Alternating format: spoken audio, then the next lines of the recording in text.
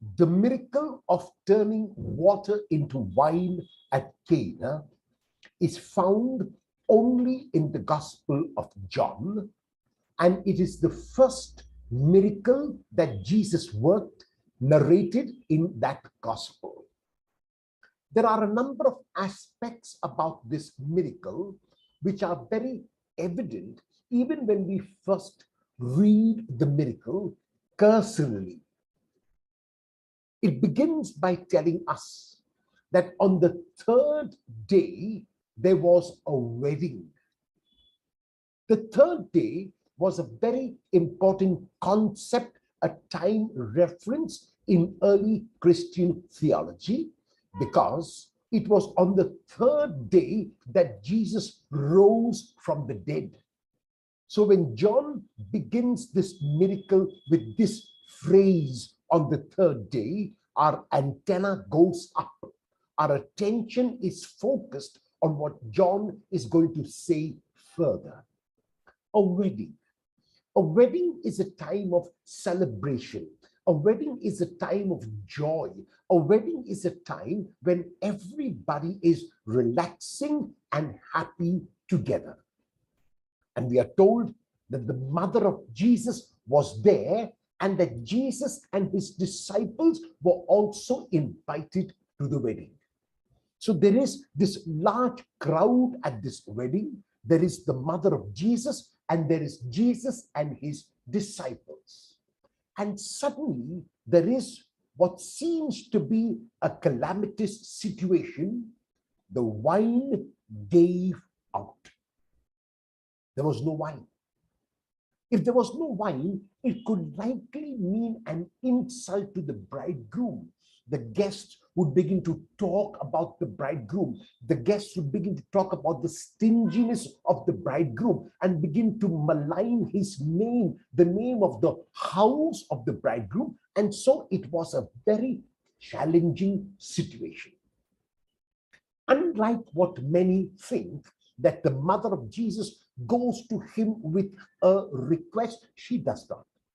The mother of Jesus only points the situation out to her son through this sentence: they have no wine. She does not ask him to come to their aid. She does not ask him to work a miracle. She does not ask him to turn water into wine. She knows her place. She knows where her authority ends. And so she only points to the situation. She makes him aware. And the reason why she makes him aware is because she was aware. And this is one of the most beautiful aspects of Mary, besides many others. She is a woman who is aware. She knows what is happening around her. And not only does she know what is happening around her, she wants to do something to remedy a calamitous situation. She wants to come to the aid of anyone who is in need. And this is expressed in this sentence, which she talks with her son: they have no wine.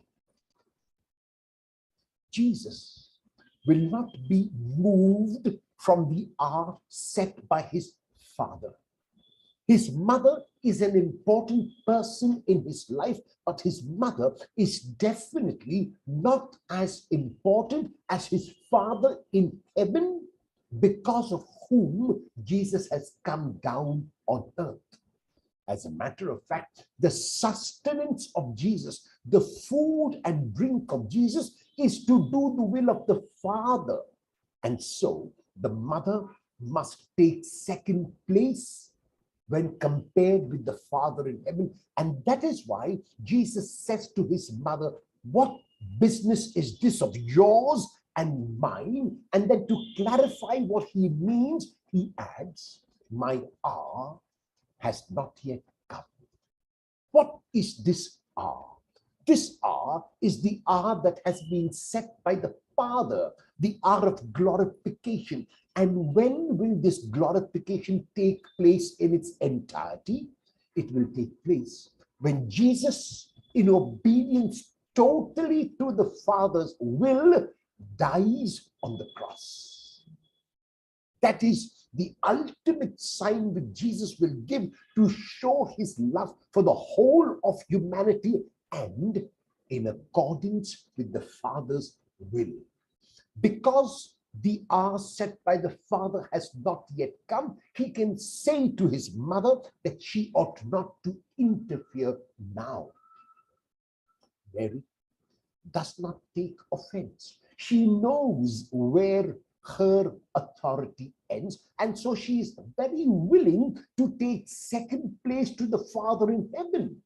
And that's why she does not respond to Jesus. She understands what he is telling her. And he is saying to her that in front of his Father in heaven, she will always be behind, and she accepts that. And that is why she tells the servants what she keeps telling us. Do whatever he tells you. Do whatever he tells you, not what I tell you. And Jesus, though the hour set by the Father has not come, accedes to this intervention, not request, of his mother. She has simply pointed out the situation to him, and he, on her behalf, will remedy the situation, will ensure that the bridegroom's name is not maligned, will ensure that the bridegroom will not be spoken of in negative terms. And what does Jesus do?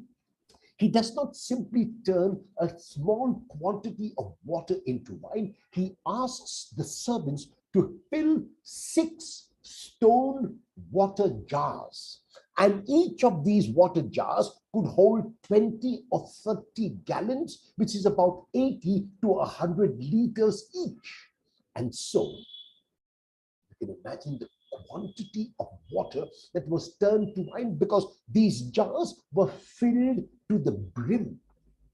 What is the meaning of the jars were filled to the brim? It means that when Jesus gives, he gives without measure. When Jesus gives, his gifts are overflowing. When Jesus gives, he does not give miserly. He does not give in a small quantity. He gives totally and completely. And this final gift will be the gift of himself. And not only will he give totally and completely, but the quality of that gift will be superlative.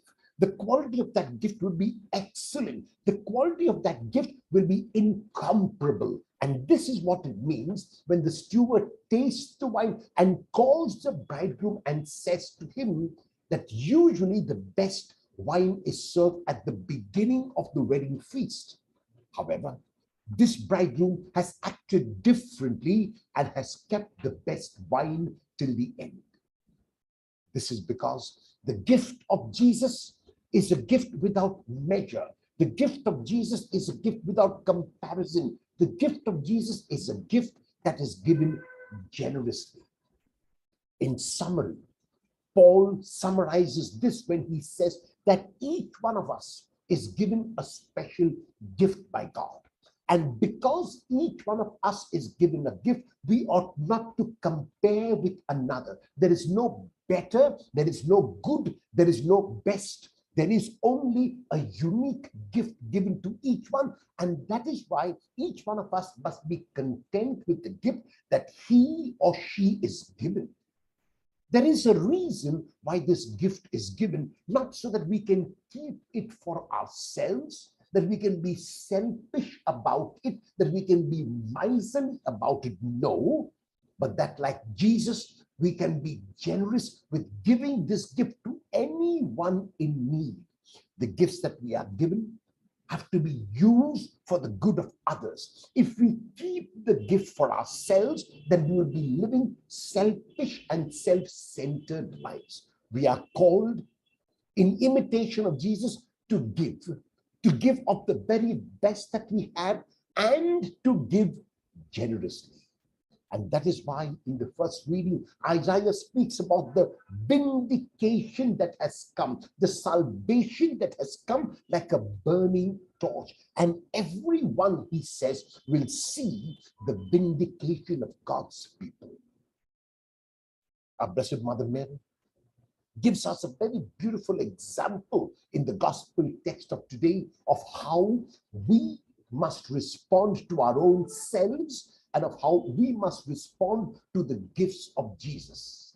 She will keep pointing our own situation out to the Lord. She will keep pointing out to him that we are in the midst of a terrible pandemic from which there seems to be no escape. And the Lord will possibly tell her once again, what business is that of yours and mine? My hour has not yet come. And then, like Mary, we have to be open. Then, like Mary, we have to be receptive. Then, like Mary, we have to be patient and wait on the Lord. And then we have to hear the words of our Blessed Mother to us, like the servants heard it to them, do whatever he tells you. Like Jesus, then, we have to be attentive to what the Father will have us do. Like Jesus, then, we have to be open and receptive to what the Father would have us do and do it courageously. Jesus is saying to us today, like he said to his mother, you will be transformed. Your lives will be transformed. Like the water at Cana was turned into wine, so also your lives will be turned into joy. Your sadness and your sorrow, your plagues and your pestilences, your pandemics and your epidemics will be healed, will be made whole. G.K. Chesterton, in summary of this miracle, said so well, the water saw its master and blushed into sparkling wine.